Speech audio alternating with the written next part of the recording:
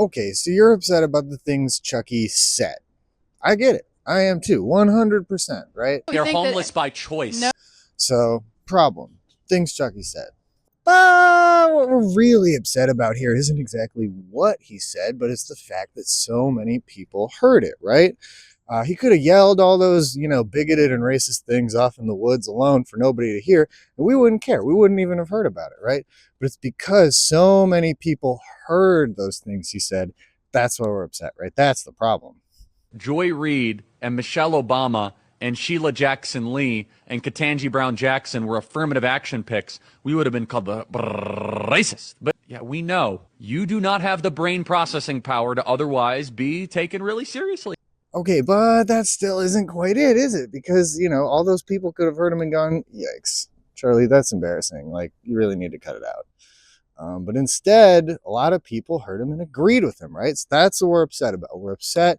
The real problem here is that so many people agree with the things that Chuck said. Okay, but that still isn't quite it, right? Because, all those people could have agreed with him and they were unmoved. The same people agreed before and after, right? So really, we're upset about the fact that he influenced people, right? A lot of people heard what he said and were persuaded to start to agree with those things. And even people that did agree with him before were maybe made more confident and deepen these divides, these like adversarial conflicts that we have between people who have fallen into these groups, right? And then on top of that, you're upset that he's being honored by so many institutions, right? It's amplifying that issue. It's setting this tone of appreciation and acceptance for those kinds of things that will linger and influence more people, right? And it enhances that issue. It's important to be specific about what we're actually upset about because that informs what we need to do about it. So if we want to feel better about the things that he said and the things that are upsetting us, what can we do, right?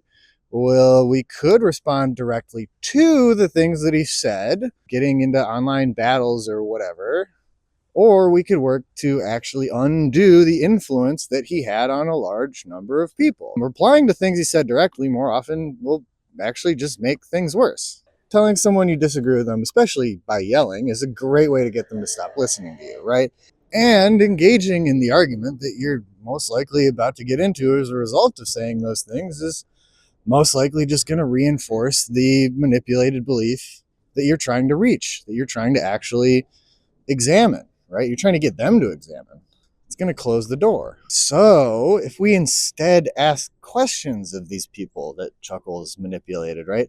Prioritize having a good, open conversation above everything that you're tempted to say out loud. What can she not do in America that a white person can do? What privilege do I have that you don't have that is based on skin color?